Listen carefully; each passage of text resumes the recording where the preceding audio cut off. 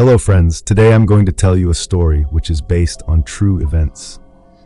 This story will not only scare you, but will also make you think whether there are some unseen forces around us. So let's start this scary journey. But before that, subscribe to our channel Fearful Whisper for such scary and horrifying stories. I never believed in ghosts. Growing up, I always dismissed those scary stories you'd hear from friends or see in movies.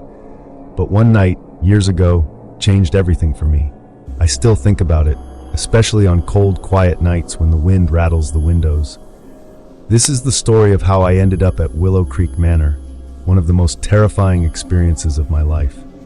It was in October of 2011. My friends, Sarah, Mark, Lisa, and I had always been the adventurous type.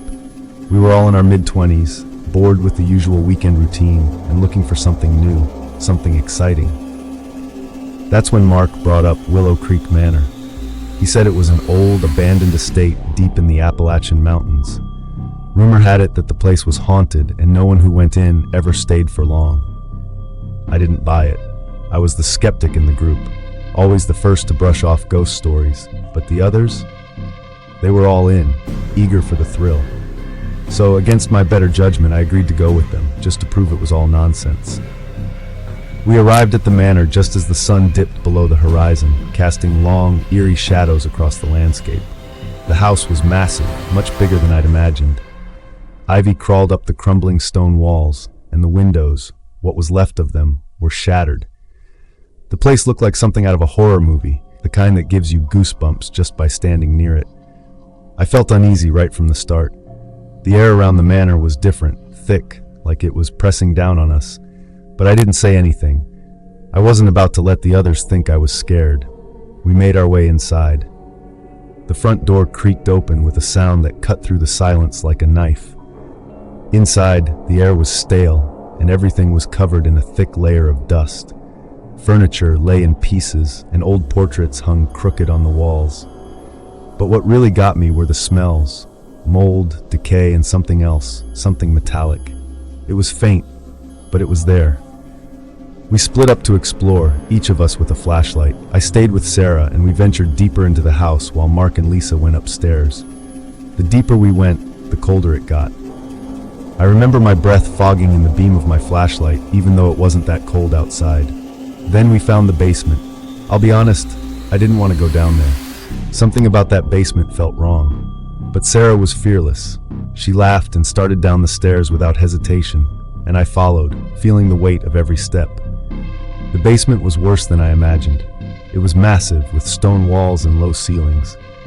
The air down there was colder, damper, and it smelled rotten, like something had died.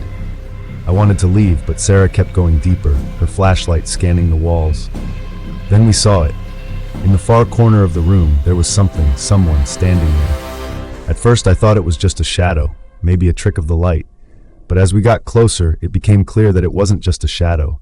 It was a figure, cloaked in darkness, its face hidden, but I could feel its eyes on us. Sarah froze, and so did I. I couldn't move, couldn't breathe. Then, in the dead silence of that basement, we heard it, a whisper. It was faint, barely audible, but unmistakable. It said, "Leave." That was enough for me.